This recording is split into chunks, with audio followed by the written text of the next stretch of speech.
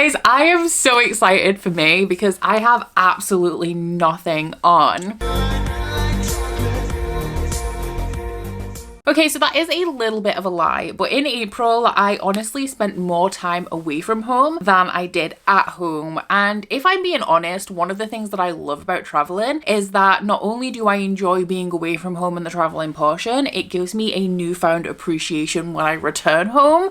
So I'm definitely feeling like I'm in my hibernation era, which may be a little bit difficult because, as you may be able to tell, the weather's getting a little bit nice in the UK. So I also kind of want to go outside, but I'm hoping that I can catch up with the backlog of books I haven't been reading throughout this month, because as well as the fact that I wasn't home very much in April, throughout the end of February, the beginning and the end of March, and then when I got back from China towards the middle to the end of April, I was also working on my secret vlog project, which is now finished, which was the Romantasy Rundown, where I read 12 books alongside Shelve It or Scrap It and alongside my regular TBR, which means that I now have quite a bit of a backlog of books that I have not been reading since like February, March time that I'm hoping to clear through in May. Now, alongside Shelve It or Scrap It, which is once again like I owe you your April episode, which I am working on and that will be coming towards the middle of May. I also need to work on my May episode of Shelve It or Scrap It, which once again is going to be a epic 10 book episode. However, do not worry about me because going into the June episode, it is going to be calming down and we're going to be reading like much less books again. I do have a lot to read, considering that I also have to take into account Shelve It or Scrap It, but considering I'm not working on this epic secret vlog project in the background, I think it's gonna be pretty manageable, fingers crossed. I don't expect to get through everything, but I do expect to work through a majority of it, and because I don't have too much going on in May, I feel like that is going to contribute as well. So my plans for May, I have one single day festival, I have a tattoo appointment, and it's my birthday, but I've made absolutely no plans for it because I want to stay inside and be left alone forever. So aside from that, like, I'm all free, I'm all ready to read, and I'm so excited to do so. So getting into the books that I have to read, the first one I'm just going to briefly mention is Towers of Midnight by Robert Jordan. So this is the 13th book, yes, in the Wheel of Time series, and the live show for this is coming up very soon. I shouldn't have by the end, like by the time we actually tip into May, I shouldn't have too much of this left, maybe a couple of 100 pages, but the live show for this one is on my channel on Saturday the 3rd of May at 8 p.m. So do tune in if you want my thoughts on this one. I'm very briefly mentioning this essentially just to let you guys know of the live show, so I'm not going to go too much into the details of it, but I have switched it up for this book and I'm alternating between listening to the audiobook and reading it physically. I'm not hating it, guys, which as we all know is a revolutionary statement. Alongside this for the epic fantasy, which let me tell you, after reading so much fantasy romance back to back, I'm so excited to be reading some like epic, we'll call it fantasy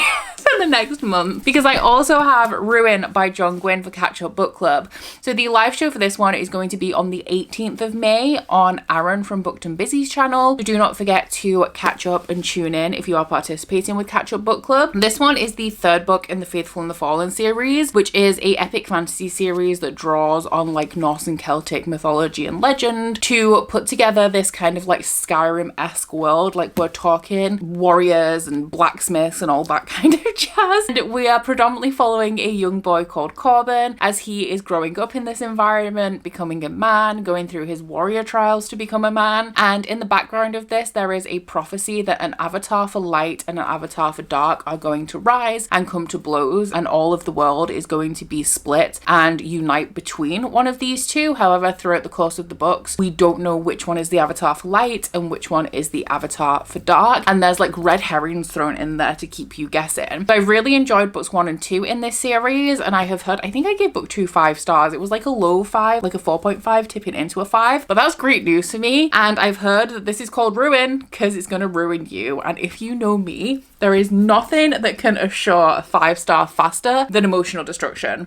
So I'm so ready for this. Once again, this is an epic fantasy, which is interesting because this is the Oh, that's a spoiler. Never mind. This is coming up in a subscription that implies that it would be epic fantasy, but it's not. In my opinion, I haven't read it yet. I'm going to be reading it in May because I have an Arc of the Devils by Joe Abercrombie. So Joe Abercrombie writes grimdark fantasy. I wouldn't call it epic. I wouldn't. Maybe I'm wrong. But for me, Joe Abercrombie is like solidly grimdark. And especially when we talk about the First Law, the focus of his plots are in a little bit of a different place for it to be considered epic for me, because the epic part of the storyline is not actually really the one that we're following. But this one in particular is the first book in his new series, following a priest who has been called upon to unite this congregation of like demons and evil magic worshippers. That's all I know about it. It's set on the backdrop of like the UK and Europe sometime in the past, and I'm expecting it to be a little bit funny, a little bit on the nose, and also a little bit grim from the self-professed Lord Grimdark. Now, the release date on this is the 6th of May. I'm hoping to get to it before then, but I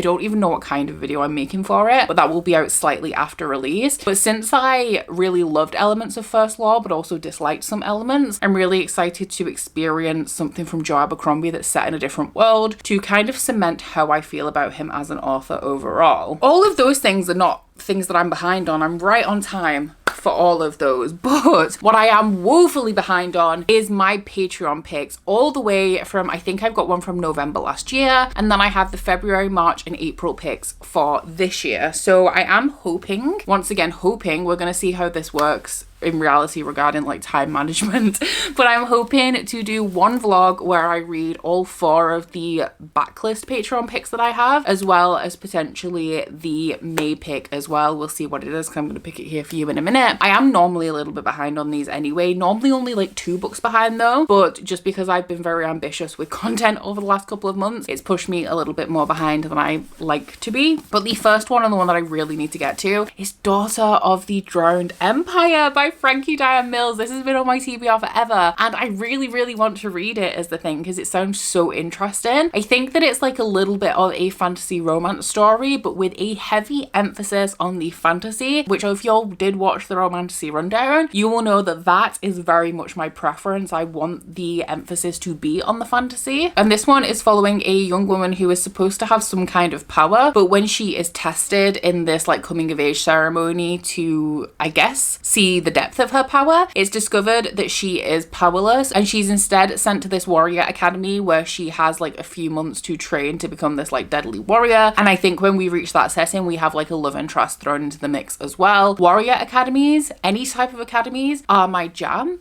So hopefully I really enjoy this one. Those are actually the only books that I have physically, because every other book on my TBR I have access to an ebook copy of. The next one, which I think was my Patreon pick from February, is Rouge by Greer Rivers. This one is like a dark billionaire romance. It's available on KU, which is how I will be reading it. And it's the second book in the Tattered Curtain series, but they are a series of standalones, so I don't think it really matters what order you read them in. And each book in this series is a retelling of a tragic play, like Romeo and Juliet and Orpheus and Eurydice. So it's that part of it that really intrigues me, but I can't think. I've tried a few billionaire romances. It depends how they're written, but I don't feel like there's one that I've really thoroughly enjoyed yet, so maybe this will be the one. My Patreon pick for March is one that I'm very curious about. I've heard amazing things. I'm just really not sure if it's for me, and that is Dungeon Crawler Carl by Matthew Dinnerman. So this one is a lit RPG. I think it has a little bit of a humorous tone, which is why I'm unsure about it. I've also tried a lit RPG in the past and didn't love it, but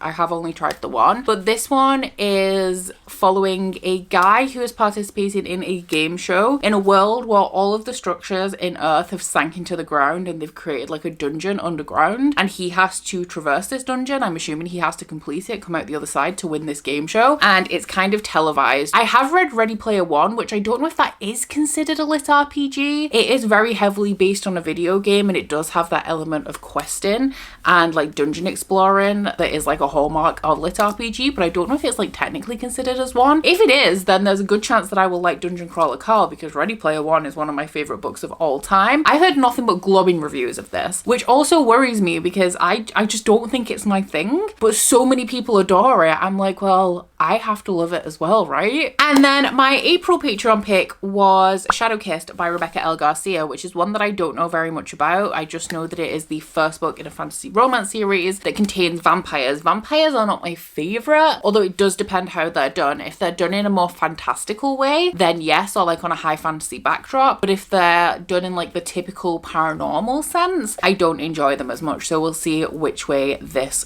goes. Which brings us to my May Patreon pick. So if you are unfamiliar, every month I pick a book from this mug, which has a bunch of recommendations from my inner circle tier on Patreon. So I do aim to read it within the 1 or 2 months that follow. However, sometimes I do fall a little bit behind, but rest assured I do always get to these. Something smaller, something easier would be preferable because I already have a little bit of a backlog. But if we're going with my mood, I do want to read something that's like a little bit grittier, a little bit more intense, a little bit more intricate. But I do also have that quota fulfilled on my TBR already with like The Devil's, Ruin, Wheel of Time. So I guess what I'm saying here is that I don't really have a preference. So we'll just see what we get.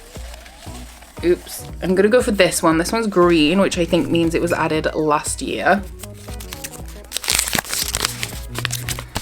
And I cannot read that. That is, ooh, oh no, be careful what you wish for. Oh no, I'll just grab it. So this one is An Echo of Things to Come by James Islington, and this one is Rebecca's pick, not a fellow Rebecca doing me dirty here. Or is she? Because the reason why I'm considering this doing me dirty is because there's a few series that I started like at some point in the past where I enjoyed the first book so much, but it's been like a little bit of time since I read it that I kind of would like to reread them. And this is one of them, and these are not small books. I honestly can't even tell you what The Shadow of What Was Lost is about at this point. I'm gonna go grab that one. Oh, I remember. I can't read book 2 without rereading book 1. The synopsis of The Shadow of What Was Lost, which is book 1, is sounding kind of familiar to me, but not familiar enough for me to go into book 2 of an adult epic fantasy series. So this is book 1 and 2 in the Lycanius trilogy by James Islington. I have since read The Will of the Many by James Islington as well, and it was my favorite book of last year. I loved it,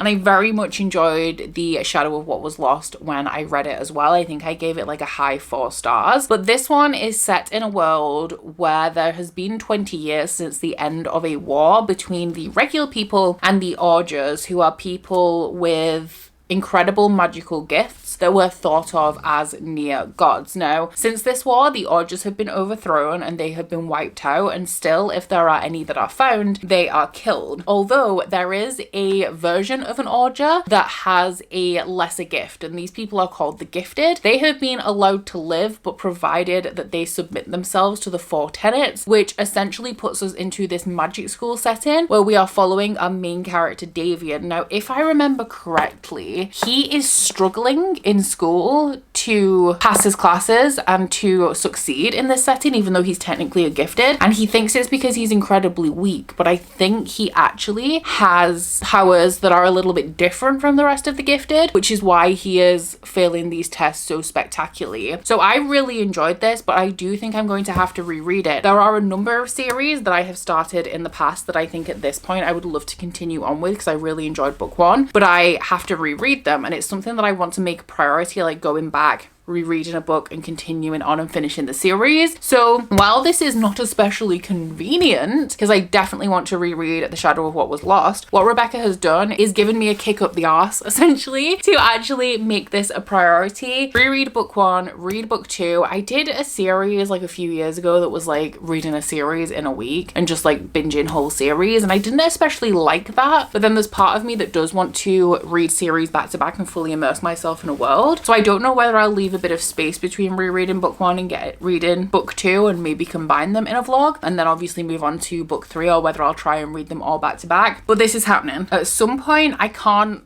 honestly promise that this is going to be May. But I can promise that it is going to happen. Speaking of Patreon, I do have an unofficial read-along over there of the Pretty Little Liars series by Sarah Shepard. In May, we will be up to book 13, so we will have 4 books to go, and book 13 is Crushed. This one is a young adult mystery series following a group of girls whose friend went missing, and it's been a couple of years since then. They've kind of drifted apart because she was the glue that was holding them together, and they all start to receive anonymous text messages threatening to expose their secrets if they do not bend themselves to the will of this anonymous texter called A. It's a really fun, guilty pleasure series for me that feels very nostalgic. And I'm surprised by how much I'm enjoying this one. It is one that honestly I considered unhauling unread. It's like I have most of them here, but I don't want to spend a lot of money on them, so I have found the rest of the books that I don't have on Libby, where I've been reading the ebooks, and I think I'm going to keep an eye out for them on like eBay or Vinted or charity shops so that I can complete my series, because I think this is one that I actually do want to keep. I also have a book club over on Patreon, which is the Alpha Book Club, and that is also, it's kind of like a fantasy romance version of Catch Up Book Club. So we commit to reading full series, and we are currently reading the Lady of Darkness series by Melissa K. Rorich. Now, my spoiler reading vlog of book 3, Lady of Ashes, is due in May, and to be honest, I have not read it. So my plan is to read Lady of Ashes in the beginning of May and get my vlog out in the middle of May for my patrons, and then the actual official book for May and June is Lady of Embers, which is book 4, but this one is a fantasy romance series that is very reminiscent of Throne of Glass, following a young woman who is an assassin, and she has drifted away from the assassin lord. However, he has offered her a mission that she cannot refuse, because if she completes it, he will give her information on the Fae Fire Lord that is responsible for killing her mother, so that she can take her revenge. But obviously it does not go as smoothly as all of that, and we have some plot twists thrown in there. Alongside the 10 books that I have to read for Shelve It or Scrap It, that is my TBR for May. I actually, back in the day when I did Bookopoly TBRs, I used to tell you guys how many pages that I had to read in a month to be able to read all of the books on my TBR. Now, before I added An Echo of Things to Come, without the Shelve It or Scrap It books, which I know the theme of this month's Shelve It or Scrap It, but once again, the books are going to be randomly selected, so I don't know what I'm actually supposed to be reading. But without any of that, it's 3,880 pages, which is 125 pages per day, plus all of the extra books on top of that. So it's probably not going to happen. But if I can get through 1, 2, 3, 4, 5, 6, 7, 8, 9, I've got 9 books on my TBR. If I can get through 5 or 6 of them, and then I'll just roll over 3 till next month, that's honestly fine with me. So down in my comments, let me know which of the books on my TBR, this is obviously just some of them because I have a lot of ebooks, but let me know which ones you're most excited for me to get to. I feel like it's going to be something in this stack though, because this is a lot of epic fantasy, and I am so ready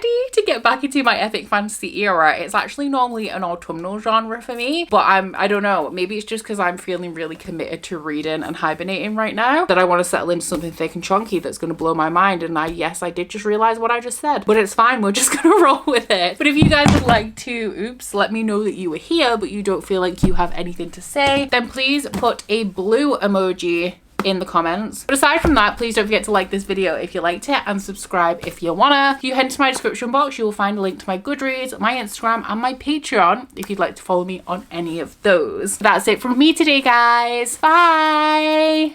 Oh, you bite your friend like chocolate.